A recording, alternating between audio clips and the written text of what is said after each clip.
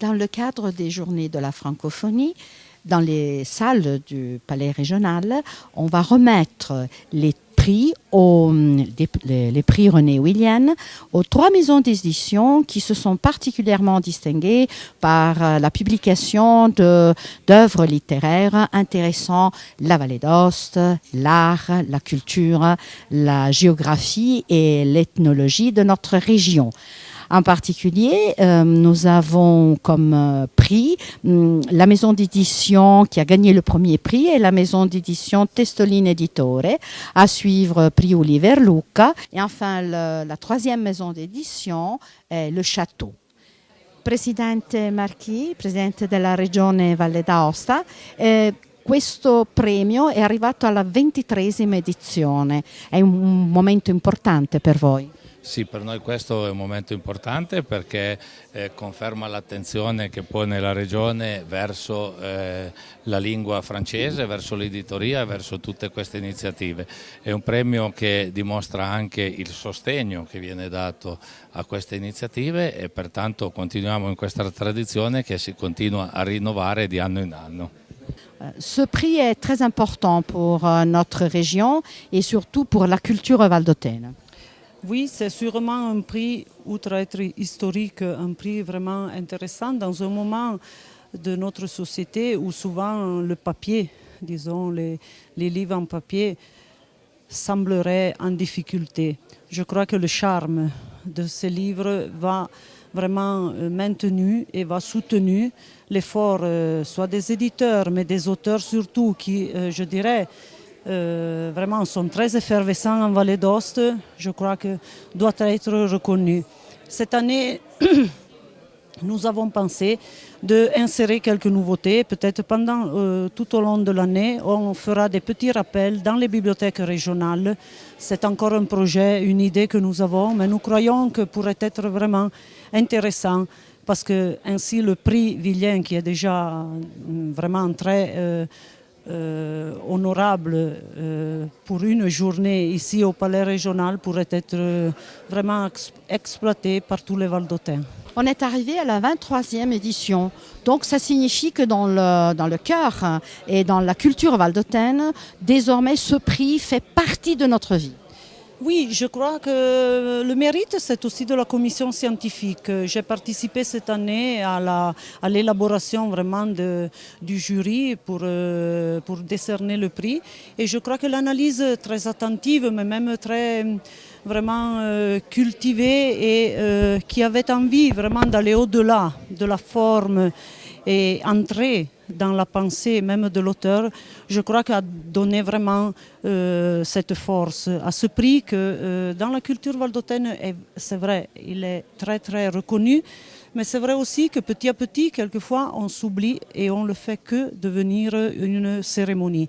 Alors il faudrait qu'il soit encore plus concret dans la réalité exploitée par tous les Valdôtains, pas seulement dans un petit moment. Merci. René Villien, dans le cadre des initiatives pour la semaine de la francophonie. Nous sommes arrivés à la 23e édition de ce prix qui est décerné aux maisons d'édition pour les ouvrages les plus marquants de l'année littéraire.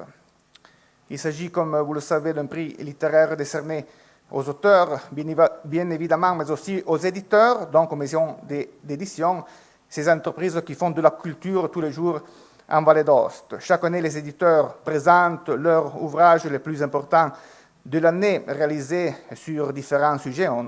On va les découvrir, des ouvrages réalisés dans les langues de la Vallée d'Aoste, patois et français. La première mention spéciale a été attribuée à l'ouvrage Duna, le patois, la zen, le travail, le pos.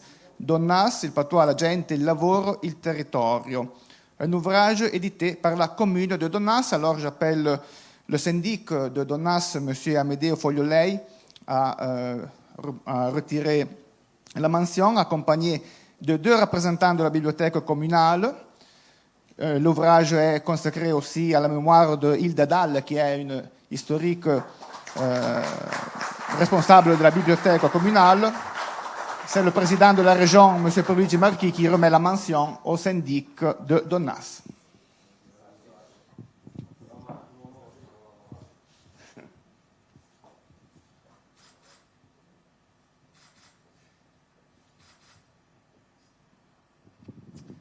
Merci.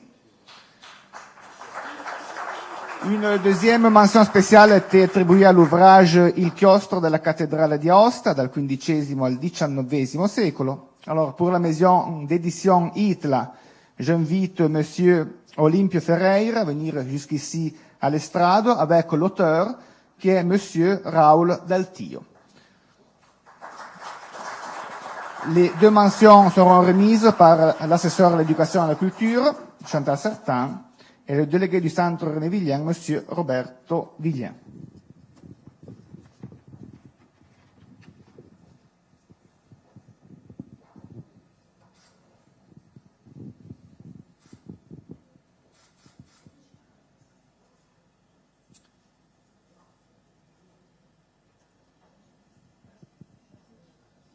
Très bien. Troisième mention spéciale pour un ouvrage consacré aux enfants, Fiabe sotto il Monte Bianco, conte de Solomon Blanc. J'invite donc le responsable de la maison d'édition Musumeci, Monsieur Paolo Musumeci, et Enrica Guicharda, qui est une des deux auteurs, l'autre Kiki Baggiani ne peut pas être ici pour des raisons de santé, le président de la région et l'assesseur remettent les mentions.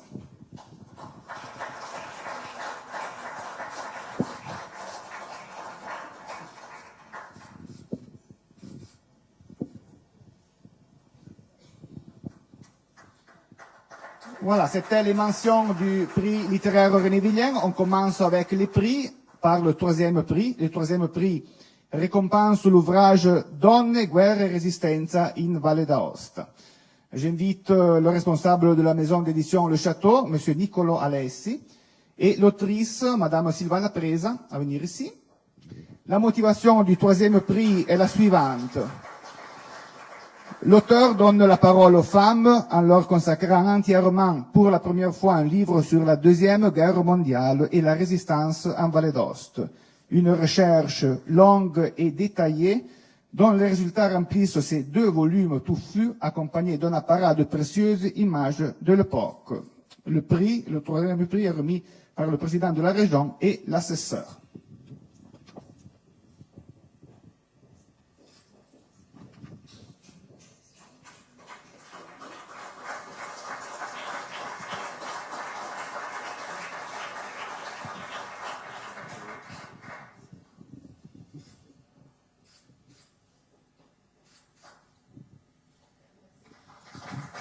Alors, deux mots aussi avec Sylvana, si tu veux bien.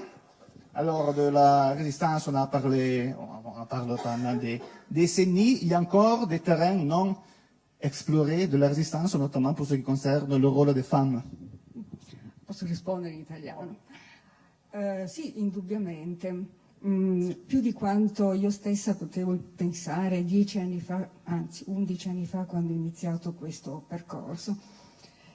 Sono convinta che con lavori diversi che vanno a sondare aspetti che non sono neanche forse ritenuti così fondamentali come la storia delle donne, in realtà si va ad illuminare anche sugli aspetti più generali, quindi a partire spesso dagli aspetti più umili si riesce a dare uno sguardo diverso alle cose. La prospettiva della storia vista attraverso il racconto delle donne, le fonti orali, gli scritti, perché questo libro contiene anche degli inediti, porta sicuramente un arricchimento in generale alla visione anche, diciamo, dal punto di vista della temporalità, della profondità, della storia della resistenza, ma soprattutto, a mio avviso, della storia delle persone, della società civile, di tutti quanti, di fronte ad avvenimenti come la guerra.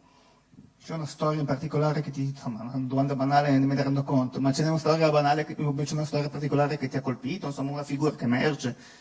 Dunque, direi che le figure che mi sono piaciute di più, quelle alle quali sicuramente tengo da un punto di vista personale, affettivo, sono le più modeste, perché le altre hanno già una loro storia che è stata in qualche modo riconosciuta, raccontata, esiste già una memoria di alcune persone. Il vero problema è che c'è stato e probabilmente c'è un destino in questa direzione, piuttosto un destino di oblio per la maggioranza di queste persone.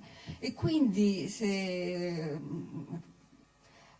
dovessi rispondere a questa domanda direi sì, certo. Un racconto che mi è piaciuto molto, è una persona tra l'altro ancora viva e vive oggi alla Tuile, ha quasi 90 anni, è la signora Luigia Leison, che ha aiutato, tra l'altro con una forte tensione di proprio problematiche di carattere culturale e sociale, ha aiutato una signora ebrea che si trovava alla Salle e che naturalmente scappava alla persecuzione ebraica.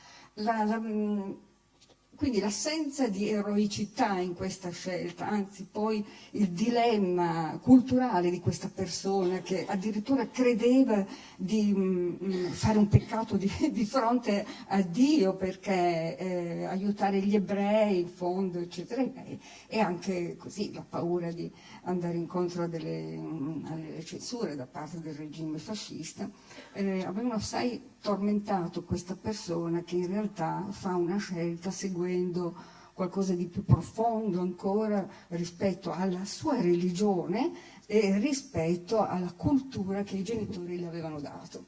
On passe au deuxième prix. Le deuxième prix est décerné à l'ouvrage Le temps suspendu, de la Noël à l'Épiphanie, le cycle des 12 jours dans la vallée d'Aoste et d'ailleurs.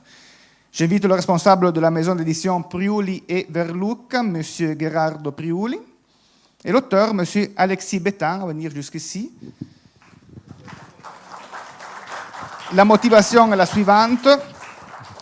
Un ouvrage d'un grand intérêt ethnologique qui invite à la découverte des significations et des rites d'une période de l'année tout à fait particulière.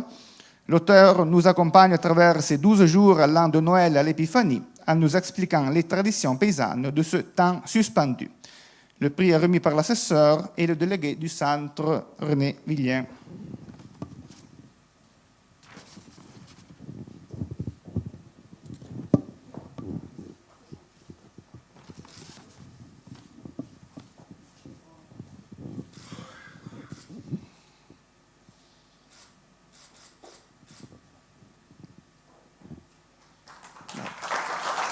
Alors, deux mots même avec toi, Alexis. On commence par le titre. Pourquoi le temps suspendu? Mais parce que, on appelle ça temps suspendu parce que l'année est un cycle, hein, c'est le temps circulaire qui chaque fois revient. Hein, mais à un moment donné, disons que les jours après avoir augmenté avec une certaine continuité commencent à descendre jusqu'à devenir très court à nos latitudes, bien évidemment. Et cela, apparemment, ça effrayait un peu les populations primitives, parce que c'est quand même, on parle de choses très anciennes. Et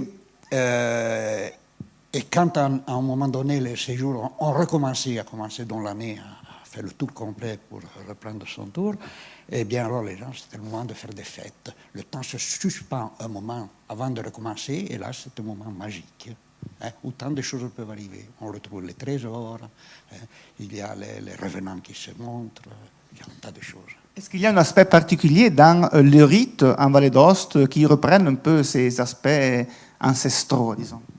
Oui, il y a des aspects liés au culte des morts, par exemple, à Noël, etc. Il y a toute une série de contes, de légendes sur les trésors qui se manifestent en ce moment, par exemple. Hein. Et disons que, comme toutes les fêtes actuelles, c'est un peu la sédimentation d'énormément de rituels passés, hein, dont il est difficile de discerner, distinguer, disons, ce qui appartient à l'époque vraiment primitive, au culte solaire, par exemple, hein, et tout ce qui est apporté après. Mais c'est un bel exercice quand même d'essayer de voir un peu. Et c'est l'exercice du chercheur comme toi. Le premier prix est décerné à l'ouvrage Je pense à vous, émigré de ma ville, j'invite le responsable de la maison d'édition Testoling, M. Pierpaolo Testoling, et l'autrice, Madame Emma Bochet, à venir ici sur l'estrade. Je signale aussi que cet ouvrage doit beaucoup au soutien et à la collaboration du syndic de ma ville, Madame Loredana Petei. La motivation est la suivante. L'ouvrage, dont la présentation typographique est très élégante, raconte l'histoire des émigrés de ma ville. Il s'agit d'un recueil de témoignages du plus haut intérêt, doublé d'une série de rares images d'autrefois, fruit d'une recherche longue et passionnée. Le prix est remis par le président de la région et l'assesseur.